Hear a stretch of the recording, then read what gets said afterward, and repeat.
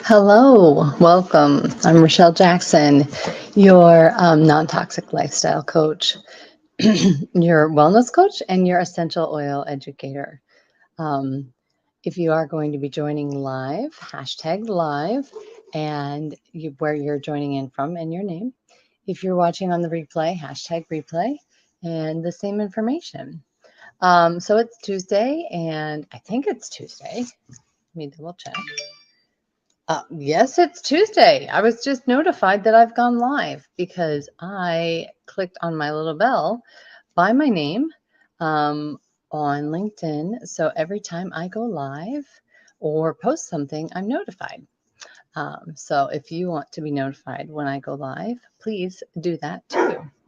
It's underneath I don't know if you can see my cursor, but it's underneath my banner that looks like this. So today I'd like to go through and hopefully not have my dog bark the whole time, but talk to you about some thought-provoking questions. Scout, his name's Scout. That means the mailman's here or something. Thank you for joining live. I can see comments, so if you are wanting to ask questions or have a thought-provoking question, please do share. Pardon me for just a moment.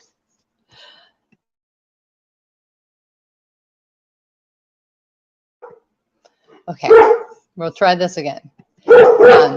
So one of my thought-provoking questions that I have is, how does the food industry contribute to the global health crisis we have, and what can be done about it? Now, this is a big question for me because I grew up on farmland. I grew up, all of my childhood friends were farm kids. We played in hay mountains. We gathered chicken eggs. We um, tagged pig ears with my family. Um, the food industry was what I knew. It's what I lived on. It's how my family raised money outside of my parents. And I saw a lot of what was happening with the chemicals and the pesticides and didn't think anything of it as a child. But as I am an adult now, and even saw today, the EWG came out and has linked, definitely linked Roundup to lymphoma. And that's a pretty scary thing because we've been using Roundup for a long, long time, or forms of Roundup. And it's the main chemical in Roundup. It's not actually just Roundup. So I want to clarify that.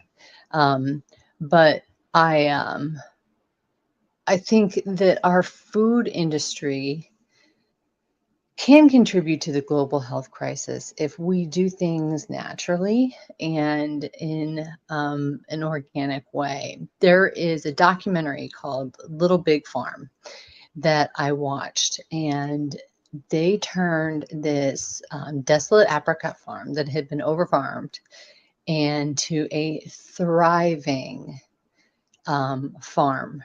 And they were not using pesticides.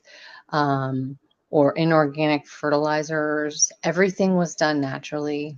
So they encountered over their turning this farm around, they encountered some challenges. They had snails that took over and started to eat their fruit trees. Well, unbeknownst to them, they had some ducks fly in and the ducks ate the snails. The ecosystem started to work itself out. They brought in and turned fresh soil. They used a lot of natural elements from around them. And they just really focused on what nature provided instead of what chemicals provided. And their farm is overproducing many farms of its size. And it's not without work, but it's so much healthier. It's so much healthier. So I think the food industry can contribute by providing us healthy choices, removing the preservatives, um, getting rid of the things we don't need. I know right now, because of some of the challenges in all of the preservatives and the things that are out there, I have to eat gluten-free, dairy-free, corn-free, and sugar-free. That doesn't leave me a lot of options. And the options it does leave me are coated in pesticides, and I have to be very careful about eating organically. So, my ask of the food industry, and I hope yours, is that they can provide us healthy options that are cost effective and that they can look to documentaries like Little Big Farm. And there are others out there just like this, and take those leads, and not necessarily use the chemicals. Um, Another question that's kind of been on my mind a lot is how our environment impacts our overall well-being. Now, this is coming from a place of self-reflection. Um, I spend my days home alone, and it's awkward sometimes and lonely and hard. And I can sit and talk to a monitor on the television and hope that someone's out there and talks back. Um, but that environment impacts me, and it impacts my overall well-being. Um, then my kids come home and I'm needed. And I start my second career as a mom. And we never have just 5 kids here. It's always more like 7 or 8 or 10, who knows? And we love them all. We love having all the neighborhood kids here. But it's a stress, um, because then we have the environment of chaos. We keep them outside as much as we can, but let's be realistic. It's very cold today. Um, and I'm not going to send kids that are inappropriately dressed for the weather outside. And I look out our door. It's beautiful sunshine, but it's cold. It's cold. I think it's like 27 degrees. And if they don't have snow pants and hat and all that they need, baklava, and I put those on my kids. Heck, I wear mine when the masks came out. I was so excited because my face was actually warm.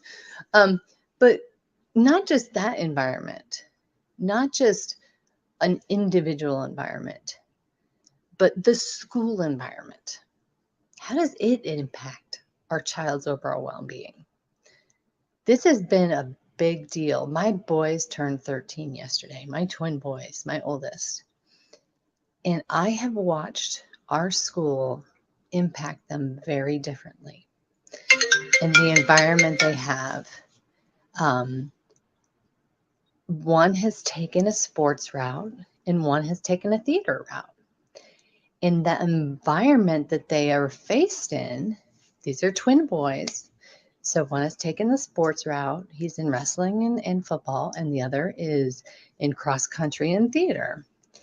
And the environments that they are in are impact their overall well-being, um, in their overall psychological health as well.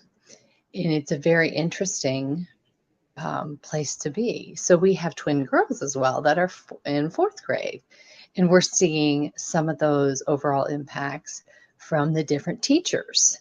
Um, you can see overall impacts of environment, from those who attend church or temple or synagogue or um, whatever faith you are, and those who don't.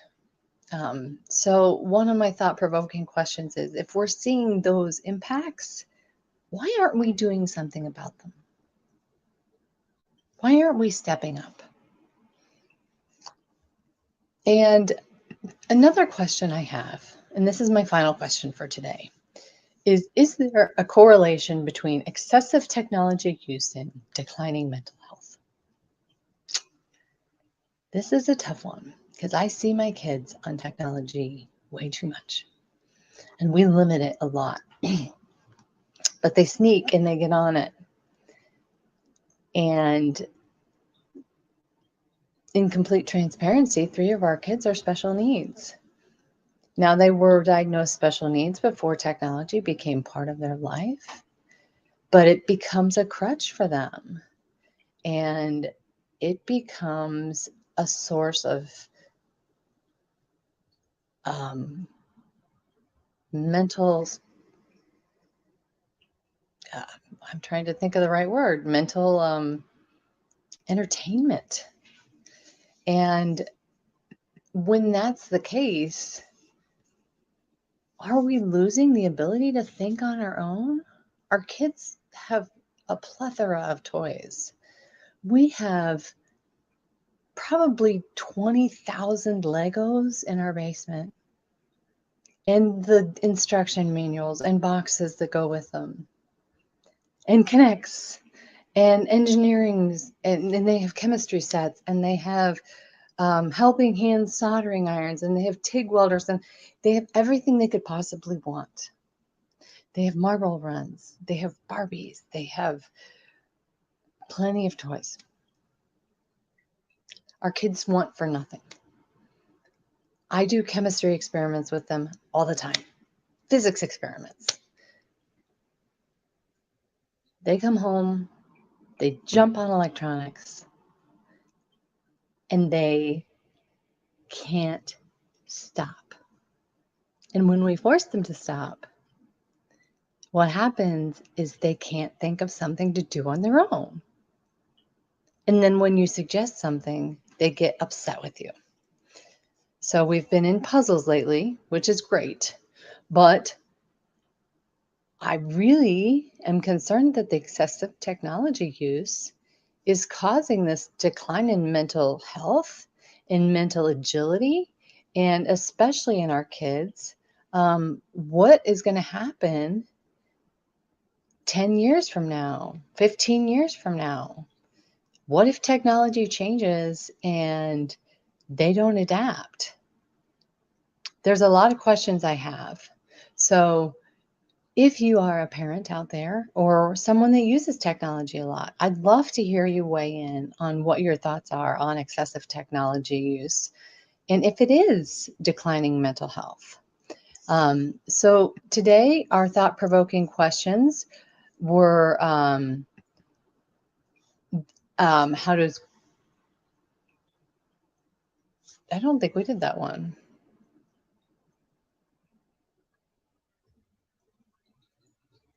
You know what? We didn't do that one. Well, we can go back and look at that later, but we did do this one. And we talked about how there's a correlation between excessive technology use and declining mental health. Um, and we talked about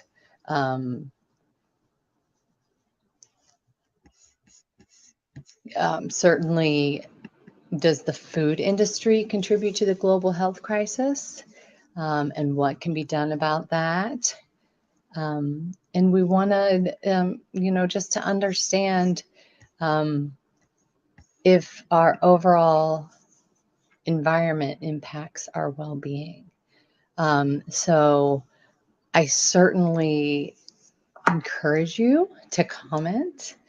I would love to hear your thought-provoking questions. I think they're great to kind of throw them out there and not have an answer, and then come up with the answers together.